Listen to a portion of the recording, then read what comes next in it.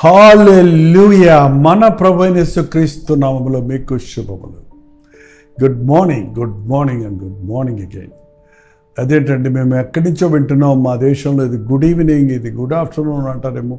Okay, మీరే సమయంలో ఎక్కడి నుంచి వీక్షిస్తున్నా మిమ్మల్ని పలకరించాలని, అభినందించాలని, దేవుని వాక్యాలు మీ దగ్గర తీసుకొని రావడానికి ప్రతిరోజు ఈ రీతిగా అనుదిన ధ్యానంలో దేవుని వాక్యం మీదకి అందిస్తూ ఉన్నాను. ఆల్రెడీ ఈరోజు ప్రభు మనతో ఏం మాట్లాడతారో విందాం. ప్రార్థన. పరిశుద్ధుడ నీకు వందనములయ్యా. నీ వాగ్దానాలు లేకపోతే, నీ మాటలు వినకపోతే, నీ నడిపింపులు లేకపోతే మేము దారి తప్పుతామని, మేము బలహీనులమవుతామని, మేము గురి లేని వారిగా మారిపోతామని గుర్తించి నీ వాక్యపు హెచ్చరికలు కొరకు కనిపెడుతున్నాం. మాతో మాటలాడుమని క్రీస్తు నామములో అడుగుచున్నాను తండ్రి, ఆమేన్. అవునండి, రోడ్డు మీద వెళ్ళేటప్పుడు ఆ సైన్ బోర్డులు ఉంటాయి చూసారా, అవి లేకుండా ఉంటే చాలా ప్రమాదాలు ఏర్పడతాయి. Go straight, there is a deep curve, turn right, turn left, ఏంటంటే స్పీడ్ బ్రేకర్ హెడ్ అంటే నారో బ్రిడ్జ్ అని కొన్ని పెడుతుంటారు చూడండి. చూసుకుంటూ పోయినోడు ఏ అపాయం లేకుండా పోతారు. అలాగే ఈ లోకంలో మనం బ్రతుకుతున్నప్పుడు దేవుడు మనకి అనుదినము ఇలా వెళ్ళు, అలా వెళ్ళు, అలా ఉండకు, ఇలా ఉండకు, ఇది చెయ్యి, అది చెయ్యి అని దేవుడు మన కుడి ఎడమలకు తొలగిపోకుండా ఆయన మార్గంలో నడిచిపోవడానికి దేవుడు మనకు సహాయం చేస్తున్నాడు. మరి లోకంలో మనం జీవిస్తూ ఉండగా దేవుడు ఆశీర్వదిస్తాడు. తప్పకుండా దేవుడు ఆయన్ని నమ్మిన వారిని ఆశీర్వదిస్తాడు. ఆశీర్వదించబడిన తరువాత మనం అనేక సార్లు అహంకారులం అయిపోతున్నాం. ఆనాడు ఇశ్రాయేలుకు చెప్పాడు ప్రభు, మీరు వాగ్దాన భూమిని స్వతంత్రించుకున్నాక, మంచి ఇల్లు కట్టించుకున్నాక, మీ సంపదలన్నీ పెరిగిన తర్వాత, మీరు ఆరోగ్యవంతులు అయిన తర్వాత, అన్ని విషయాల్లో వర్ధిల్లిన తర్వాత, నీ హృదయంలో మదించి నీ దేవుని మరచదవేమో జాగ్రత్త అని చెప్పాడు. చూడండి, మనకి అన్నీ సౌఖ్యంగా ఉన్నప్పుడు, అన్ని విషయాల్లో మనం అభివృద్ధి పొందుతున్నప్పుడు మరింతగా కృతజ్ఞత కలిగి ఉండడానికి బదులు, దేవుని కృప వలన నేను ఇలా ఉన్నానని ఆయనకు స్తుతులు చెల్లించడానికి బదులు, నీకు దేవుడిచ్చిన వాటిని బట్టి ఆయన్ని ఘనపరచడానికి బదులు, నిన్ను నీవే హెచ్చించుకోవటం, నిన్ను నీవే మెచ్చుకోవటం, నీకు నీవే సంతృష్టి కలిగి నీ చుట్టూన వారిని నీవు కించపరచటం, వాళ్ళతో పోల్చుకొని నువ్వు గొప్పవాడవని అహంకారానికి, గర్వానికి చోటివ్వటం సర్వసాధారణమైపోయింది. దాని వలన చాలా నష్టపోతామండి. దేవుడు అహంకారులను ఎదిరించి దీనులకు కృప చూపించను అని వాక్యం సెలవిస్తుంది. అహంకార మనసు దేవునికి అసహ్యమైంది. గర్విష్ఠులను ఆయన దూరం నుండి చూస్తున్నాడు. గర్వం అనేది ఎలా ఉంటుంది, ఎర్రగానా, తెల్లగానా, నల్లగానా అంటే చెప్పలేము. కానీ ఏమాత్రం సైజులో ఉంటుందంటే దానికి ఏ స్కానింగ్లో కూడా, ఏ రిపోర్ట్లో కూడా అది మనకు తెలియదేమో. కానీ ఖచ్చితంగా మన హృదయంలోనికి గర్వం వచ్చినప్పుడు మనం వాటి యొక్క గుర్తుల సిమ్టమ్స్ మనం చూడగలుగుతాం. చూడండి, జ్వరం వచ్చిన వాడికి నోరు చేదుగా ఉంటుంది, ఒళ్ళు వేడిగా ఉంటుంది, ఇలా కొన్ని ఉన్నాయి కదా. అలాగే ఈ గర్వం కనపడుతున్న వారిలో మీరు ఎవరైనా టెస్ట్ చేసుకున్నారా, మీకు గర్వం ఉందో లేదోనని? నాకు అసలు గర్వమే లేదండి అని ఎవరన్నా అన్నారంటే మీకు గర్వమే లేదనే గర్వం ఉందని అర్థం అన్నమాట. ఎంత సట్లు, ఎంత కన్నింగు, ఎంత కుయుక్తితో ఉన్నదో చూడండి ఈ గర్వం అనే పాపం. ప్రతి వాడు గర్వముతో హృదయాన్ని పాడు చేసుకుంటున్నాడు. అసలు ఎక్కడ పుట్టింది ఈ గర్వం? ఈ గర్వం ప్రభు సన్నిధిలో దేవుని చేత హెచ్చించబడిన లూసిఫర్ హృదయంలో పుట్టిందండి. తేజో నక్షత్రంగా దేవుడు, సుందరమైన దూతగా, దూతలన్నిటినీ నడిపించగలిగిన ఆరాధికుడిగా దేవుడు హెచ్చించినప్పుడు, నేను నా సింహాసనం హెచ్చించుకుంటాను, నేను దేవునితో సమానమే, ఈ దూతలందరూ నా దేవునినే కాదు నన్ను గణపరుస్తున్నారు అన్నట్టుగా అహంకారానికి చోటిచ్చిన మూలానే పరలోకము నుండి తోసివేయబడింది. అందుకనే ఈ రోజున మనం చాలా జాగ్రత్తగా ఉండాలి. ఆ గర్వ హృదయులందరూ అపవాది చేత ప్రేరేపించబడి ఆ గర్వ మనస్సును మనకి కలుగు చేయడానికి అపవాది ఎవరిని మిగుదురా అని గర్జించు సింహం వలె తిరుగుతున్నాడు. కొందరికి కులగర్వం, కొందరికి ధనగర్వం, కొందరికి సౌందర్య గర్వం, కొందరికి బలగర్వం, కొందరికి ధనగర్వం. ఈ ఒక్కట ఏదైనా నీకు ఎక్కువ ఉందంటే దాన్ని బట్టి నువ్వు అహంకారానికి గర్వానికి చోటిస్తున్నావే కానీ అణిగిమణిగి ఉండటానికి అవి దేవుని కృప వల్ల కనిగినాను నేను అని గుర్తించడానికి ఆశపడతలేదు. ప్రభువుని ఎరిగిన వారు, యేసు ప్రభుతో సహవాసం చేసేవారు వినయ మనస్కులు అవుతారు, దీన మనస్కులుగా ఉండగలుగుతారు. ఎందుకంటే ప్రభు మనల్ని దీనులుగా ఉండాలని, సాత్వికులుగా ఉండాలని కోరుతున్నాడండి. ఆయన అహంకారులు ఎదిరిస్తున్నాడు, దీనులను రక్షణతో అలంకరిస్తున్నాడు. ఆయన మహాకాశాల్లో ఉండే దేవుడే కానీ విరిగి నలిగిన హృదయం గల వారితో నివసించడానికి ఆశపడుతున్నాడు. గర్వం అసహ్యంగా ఉంటుందండి. గర్విష్ఠుల మాటలు వింటున్నప్పుడు చెప్పుకునేవాడికి గొప్పగా ఉంటుందేమో కానీ వినేవారికి అర్థమైపోద్ది కదా. వినేవారికి నీ మీద ఉన్న గౌరవం పోతుంది కదా, నిన్ను నమ్మలేరు కదా. ఎన్నోసార్లు తండ్రి మనం చాలాసార్లు పక్కనున్న వాళ్ళని చూసుకొని మనం పోల్చుకుంటున్నాం. ఆ పరిచయుడు మందిరంలోనికి వెళ్ళి నేను అందరిలాంటి కాదు అని మెచ్చుకుంటున్నాడు. నేను ఇచ్చేస్తున్నానని గర్వంగా చెప్పుకుంటున్నాడు. అదేనండి, నీ గుర్తు ఏంటంటే గర్వం ఉందని. నిన్ను గురించి నీవు ఎక్కువ చెప్పుకుంటున్నావంటే నీకు గర్వం అనే వ్యాధి సోకిందని అర్థం. నీ మాటల్లో ఎప్పుడు చూసినా నేను, నాది, నాకు అనే పదాలు ఎక్కువ వాడుతున్నావంటే నీకు ఈ అహంకారం అనేది నీ హృదయంలో ఉందని అర్థం అండి.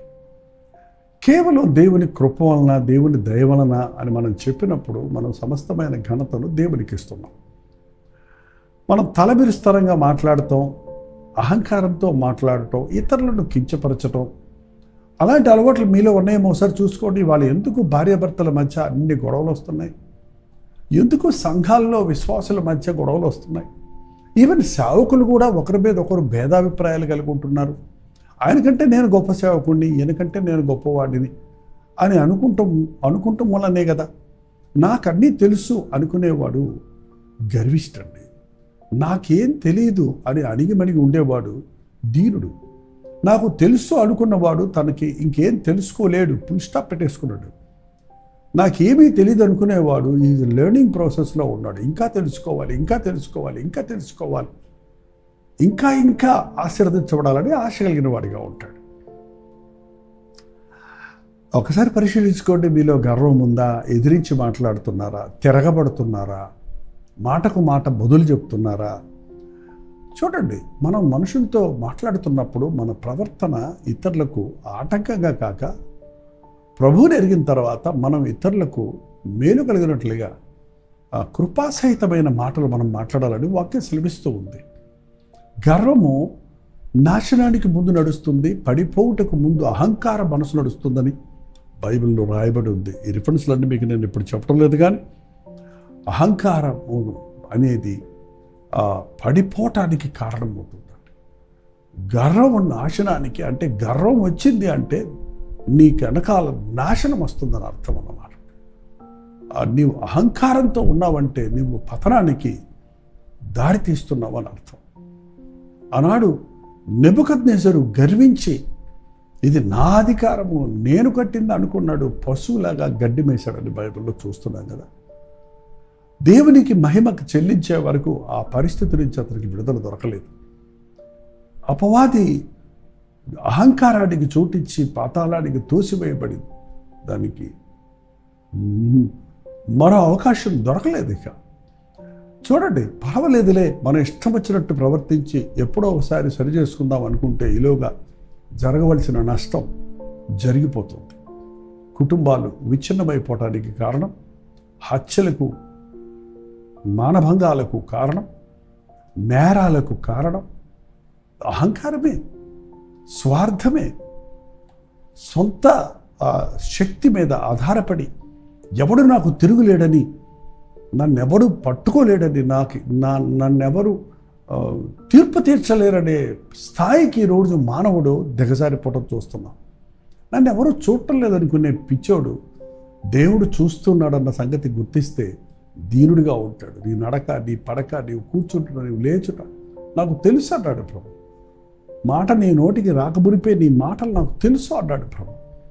కానీ ఈ రోజున మనుషుల ఎదుట గర్వంగా ప్రవర్తించడం ఒక విషయం అయితే, దేవుని మీదనే గర్వపు మాటలు మాట్లాడుతావు. దేవుడు ఎవడు, దేవుడు ఎక్కడున్నాడు, దేవుడు ఏం చేశాడు అని దేవుడిని దూషించే స్థాయికి దిగజారిన వాడు అహంకార మనసుతో కలిగిన అపవాది యొక్క ఆత్మను కలిగిన వాడని అర్థం. అది మనకు నష్టాన్నే కానీ ఎటువంటి మేలును కలుగచేయదు. భయపడక, గర్వించక, భయపడు అని వాక్యం చెప్తుందండి. ఒక విజయం వచ్చినప్పుడు, ఒక మెప్పుదల కలిగినప్పుడు గర్వించొద్దు, భయపడు. నీకు మరింత ఉన్నత స్థాయి దొరికినప్పుడు ఆ స్థాయిలో నేను బ్రతకగలనా, ఆ అధికారాన్ని నేను సద్వినియోగపరచుకోగలనా, అంత ఆశీర్వాదాలను నేను సద్వినియోగంగా ఉపయోగించగలనా అన్న రీతిగా మనం దేవునికి కృతజ్ఞతాస్తుతులు చెల్లించేవారిగా ఉండాలే కానీ నీకున్న దాన్ని బట్టి అహంకారానికి చోటిచ్చావా, గర్వానికి చోటిచ్చావా, త్వరలోనే అది పోగొట్టుకోవటమే కాదు, నీ ఆధ్యాత్మిక జీవితంలో పతనమైపోతావు. అపవాదికి దాని అనుచరులకు సిద్ధపరిచినటువంటి అగ్నిగుండం పాలవటం కూడా సాధ్యమే. అందుకని దీన మనస్కులుగా నీవు ఇప్పటికే గర్విష్ఠుడిగా ఉంటే దీనికి ఒకే మందండి. గర్వానికి మాత్రలు, మందులు, ఇంజక్షన్లు ఏం లేవు. కానీ గర్వము తగ్గించుకోవాలంటే ఉపవాసం ఉండి కన్నీళ్లు విడిచిచ్చు, నీ హృదయాన్ని దేవుని ముందు సమర్పించు. నిన్ను నీవు విమర్శించుకో, నిన్ను నీవు పరీక్షించుకో, నీ స్థితిని దేవుని సన్నిధిలో ఒప్పుకో. ప్రభువా, నా స్థితి నాకు చూపించమంటే పరిశుద్ధాత్ముడు మన హృదయ స్థితిని మనకు బయలుపరుస్తాడు. మన తప్పులు ఒప్పుకున్నప్పుడు, ఆత్మ ద్వారా ఒప్పించబడుతున్నప్పుడు, మనం తిరగబడక పశ్చాత్తాపడితే దీన మనస్కులు అవుతాం. దేవుడు మనల్ని దండించటానికి ఎత్తిన చేతిని మనల్ని కనికరించటానికి, మనల్ని కౌగిలించుకోవడానికి వాడినట్లుగా గర్వము విడిచిపెట్టు, అహంకారం మనస్సును విడిచిపెట్టు. విరిగి నలిగిన హృదయంతో నీ అహంకారపు మాటల విషయమై పశ్చాత్తాపడి, నీవు గర్వముతో చేసిన కార్యాలు విషయమై దేవుని సన్నిధిలో నిన్ను నీవు తగ్గించుకొని సమాధానపడు. ఎన్ని కుటుంబాలు ఇవాళ భార్యాభర్తలు ఒకరి మీద ఒకరు గర్వముగా హెచ్చించుకుంటూ, పోటీ పడుతూ కుటుంబాలు కూలగొట్టుకుంటున్నారండి. చక్కటి బిడ్డల భవిష్యత్తును పాడు చేస్తున్నారు. తగ్గించుకోండి, ఇది అందం. దీనులను ఆయన అలంకరిస్తాడన్నాడు. ఒక వ్యక్తి గర్వంతో మాట్లాడుతున్నప్పుడు అతని ముఖం వికృతంగా ఉంటుంది. అతడు చుట్టూన్న వారికి భయాన్ని కలుగజేస్తాడేమో కానీ వారి హృదయాల్లో అటు వారికి అసహ్యత కలుగుతుందండి.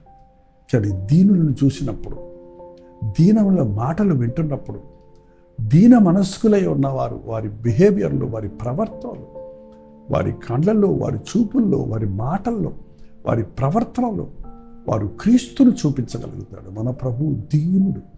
నా యొద్దకు వచ్చి నేర్చుకోండి, నేను దీన మనస్సు గలవాడు, సాత్వికుడు, నా కాడి ఎత్తుకొని నా యొద్ద నేర్చుకున్నాడు అన్నాడు. యేసు ప్రభు ఈ లోకంలో ఉన్నప్పుడు మనకి బ్రతికి చూపించాడు. తండ్రిని ఘనపరుస్తూ, ఇతరులను ప్రేమిస్తూ, తాను తగ్గించుకొని క్రీస్తు సారూప్యంలో నీవు నేను బ్రతకాలని మనకు మాదిరి ఉంచిపోయాడు. ఈ రోజున గర్వం వల్ల పోగొట్టుకున్న నీ సమాధానాన్ని, గర్వం వల్ల పోగొట్టుకున్న నీ సహవాసాలను, నీ యొక్క బాంధవ్యాలను, గర్వం వల్ల పోగొట్టుకున్న నీ సంతోష సమాధానాలను తిరిగి పొందినట్లుగా ప్రభు సన్నిధిలో మోకరించి, ప్రభువా, నా గర్వ హృదయమును నీ పాదముల దగ్గర పగలు కొడుతున్నాను, నన్ను కనికరించు, నా మీద కృప చూపించని ప్రార్థించండి. ప్రభు నిన్ను దీనులుగా చేసి ఆయన నామానికి నీ ద్వారా మహిమ కలిగినట్లుగా దీవిస్తాడు. ప్రార్థన. పరిశుద్ధుడ, ప్రేమగల తండ్రి, ఎన్నోసార్లు మా గర్వం వలన జగడాలు కలగటము, మా గర్వం వలన నష్టాలు పొందటము, మా గర్వం వలన నాశనాన్ని కోరుకోవటం, ఎన్నో విషయాల్లో మేము నష్టపోవటం మేము గమనిస్తూనే ఉన్నామయ్యా. మా జీవితంలో సమాధాన సంతోషాలు లేక అహంకారంతో ఇష్టం వచ్చినట్లు ప్రవర్తిస్తూ మనుషులకు అసహ్యంగాను దేవునికి బాధ కలిగించే వ్యక్తిగాను మేము బ్రతుకుతున్నామన్నది గ్రహించినట్లుగా ఈరోజు నీ పరిశుద్ధాత్మను నాయన మా మీద కుమ్మరించి మా హృదయ స్థితిని మేము ఎరుగుటకు విరిగి నలిగిన హృదయంతో పశ్చాత్తాపంతో నీ పాదాలు పట్టుకొని నీ నామములో విశ్వాసం ఉంచి నీ రక్తములో కడగబడుటకు శుద్ధ హృదయములు కలిగి దీన హృదయములు కలిగి నీవు నివసించు ఆలయాలుగా మా హృదయాలను మార్చుకున్నట్టుకు మాకు సహాయం చేయమని క్రీస్తు నామములో అడుగుచున్నాను తండ్రి. ఆమేన్. మన తండ్రి అయిన దేవుని యొక్క ప్రేమయు కుమారుడైన క్రీస్తు యొక్క కృపయు ఆదరణకర్త అయిన పరిశుద్ధాత్మ యొక్క సహవాసము కూడి వచ్చిన మనందరికీ ఇప్పుడున్న సదాకాలం తోడైయుండును గాక. ఆమేన్. దేవుని స్తోత్రం. మీ ప్రార్థనా సత్తుల భారాలు 954041 నెంబర్కి, మీరు ఇతర దేశాల్లో ఉంటే 91001008 నెంబర్కి ఒక టెక్స్ట్ లేక వాయిస్ మెసేజ్ ద్వారా వాట్సాప్ చేయండి అని ప్రతిరోజు చెబుతూనే ఉన్నాం. మీరు అనేకులు మీ వాట్సాప్ మెసేజ్లు పంపుతున్నారు. వాటన్నింటినీ మేము పరిశీలించి ప్రార్థిస్తున్నాం. అలాగే ప్రభు మీకు చేసిన మేళ్ల గురించి పంపే ప్రైజ్ రిపోర్ట్స్ని బట్టి కూడా దేవుడిని ఎంతగానో స్తుతిస్తున్నాం. ఇంతవరకు మీరు ఒక్కసారి కూడా వాట్సాప్ మెసేజ్ పెట్టకపోతే మీ పేరు, ఊరు, అలాగే మీ చిన్న పిక్చర్తో పాటు పంపించండి. మిమ్మల్ని అందరినీ దేవుని ప్రేమను బట్టి ప్రేమిస్తున్నాం. మీ కొరకు దేవునికి లెక్కప్పజెప్పవలసిన వారిగా ప్రతిరోజు ఉదయం, మధ్యాహ్నం, సాయంత్రం, తెల్లవారుజామున 4 సార్లు యూట్యూబ్లో మరి అనేక విధాలుగా దేవుని వాక్యం ద్వారా ఈ అంచెదినాలలో మనం బలపరచబడాలనే ఆశతో పోరాడుతున్నాం. ఈ పరిచర్యల కొరకు ప్రార్థించండి. భారభరితమైన ఈ పరిచర్యలో మీరు కూడా పాలిభాగస్తులుగా ఉండగోరితే ప్రభువును ప్రేరేపిస్తుంది.